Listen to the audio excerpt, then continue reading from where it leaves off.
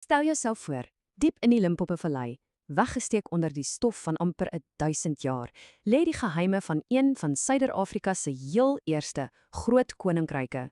Vandag is ons nie net hier om te leer nie, nee, ons is argeoloë. Saam gaan ons die leidrade opgrawe en die verlore verhaal van Mapungubwe stukkie vir stukkie aan mekaar sit. So, is jy gereed om te begin grawe? Goed, hier is ons plan van aksie vir vandag se ondersoek. Ons begin by die begin. Hoe het mag ontstaan? Hoe het gewone boere skielik konings geword?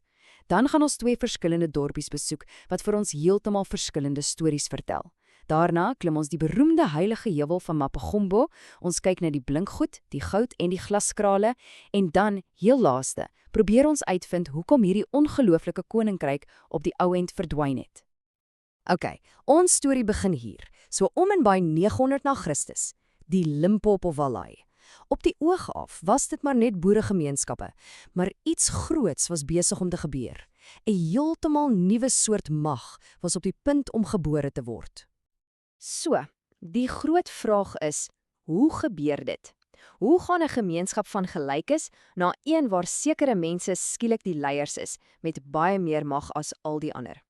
Kom ons kyk 'n bietjie na die bewyse wat die argeoloog ons uitgegrawe het. Wel, dit was amper soos 'n resep met 3 stappe. Stap 1, rykdom. En daardie tyd was rykdom beeste en grond. Hoe meer jy gehad het, hoe ryker was jy. Stap 2, handel. Party mense het begin handel dryf met waardeerbare goed soos goud en ivoor. En dit het hulle nie net ryk gemaak nie, maar ook magtig. En dit lei ons na stap 3, 'n sosiale hiërargie. Basies 'n sosiale leer, waar party mense bo was en ander onder. En wie was heel bo? Jep, die eerste konings. Goed, so nou het ons 'n koning, maar wat het dit agtig beteken om 'n koning te wees in daardie tyd? Watter soort mag het hy gehad? Kom ons breek dit 'n bietjie af. Sjoe, die koning se mag was basies absoluut. Dink daaroor, hy besluit wie waar mag boer, hy vorder belasting in, hy het sy eie weermag. En bo op dit alles het die mense geglo sy mag kom direk van die gode af. En om seker te maak daai mag bly in die familie, is dit oorgedra van die pa na sy oudste seun. 'n Koninklike bloedlyn is gebore. Goed, argeoloog, pak julle toerusting. Ons beweeg nou aan na ons volgende opgrawingsplek. Ons gaan nou kyk hoe hierdie nuwe idee van mag en rykdom in 2 baie verskillende dorpies begin wys het.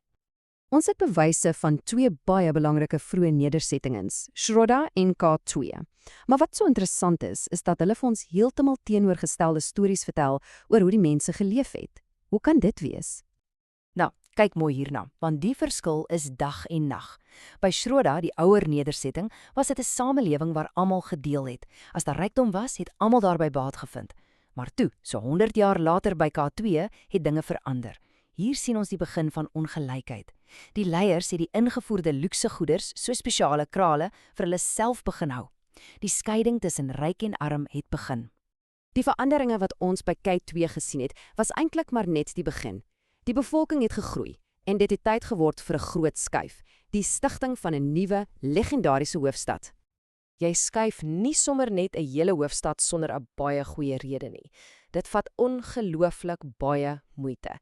So, hoekom het hulle dit gedoen?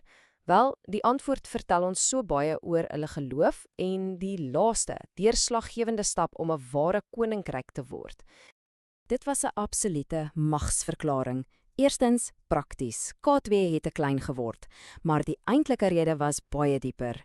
Daardie heuwel was 'n heilige plek, verbind aan hulle voorouers. Deur die koning en sy familie bo op die heuwel te laat woon, het hulle 'n duidelike boodskap gestuur. Die koning is anders. Hy is verhewe bo die gewone mense. Hy is nader aan die gode en die voorvaders. Dit was 'n fisiese skeiding wat sy goddelike mag gewys het. So, nou is die koning op sy troon, bo op die heilige heuwel. Die koninkryk is gevestig. En dis hier waar Mapungubwe se mag letterlik ontplof het op die wêreldverhoog. En dit alles te danke aan handel. En ons praat nie hier van handel met die bure nie, glad nie. Ons praat van 'n massiewe, globale netwerk wat hierdie koninkryk in Suider-Afrika verbind het met die verste uithoeke van die antieke wêreld. Hier is die hart van hulle ekonomie. Kyk net, hulle het hulle natuurlike hulpbronne, goud, ivoor, koper, uitgevoer. En wat het hulle in ruil gekry? luukse items, pragtige glaskrale, duur lap en pottebakkery van plekke so ver weg soos Indië, Persië en selfs China. Hierdie ingevoerde skatte was die uiteindelike statussimbool vir die koning. Van al die duisende artefakte wat by Mapungubwe gevind is daar een klein voorwerpie wat bo al die ander uitstaan. 'n Simbool van hulle rykdom, hulle kuns en hulle mag. Die goue renoster. Dis ongelooflik klein, gemaak van dun bladgoud wat oor 'n fyn gekerfde houtkern gevou is. Die vakmanskap is net eenvoudig briljant. En dit bewys vir ons een ding.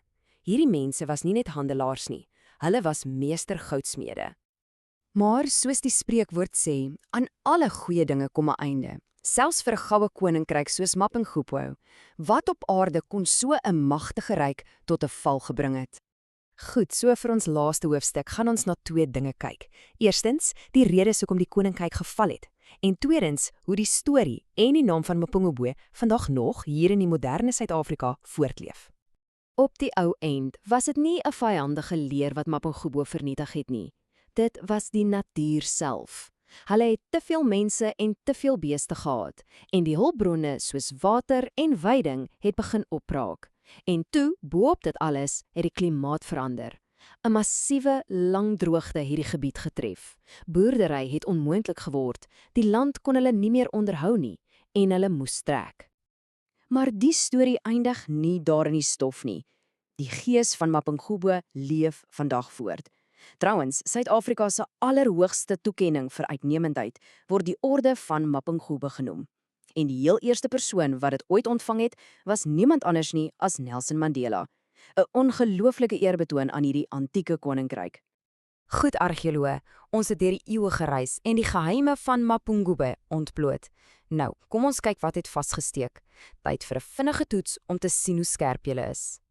Kom ons kyk gou na daai antwoorde. Eerste een, by Schroeda het leiers rykdom vir hulle self gehou. Dis onwaar. Onthou, Schroeda was die plek waar almal gedeel het. Dit was by K2 waar die leiers die mooi goedjies vir hulle self begin hou het. Volgende, Mapungubwe was Suid-Afrika se eerste groot dorp. Dis waar, dit was ons eerste groot, komplekse samelewing met 'n duidelike leier. En die laaste een, argeoloog gebruik dagboeke van Mapungubwe. Onwaar. En dis baie belangrik, hulle het geen geskrewe taal gehad nie. Alles wat ons weet, het argeoloë so speurders uit die artefakte, die potte, die krale, die goue renoster geleer. Die ongelooflike verhaal van Mapungubwe herinner ons dat die geskiedenis nie net in boeke is nie. Dis oral om ons, soms net onder ons voete. En dit laat 'n mens met 'n laaste groot vraag om oor te dink. Watter ander ongelooflike stories lê nog daar buite en wag om ontdek te word?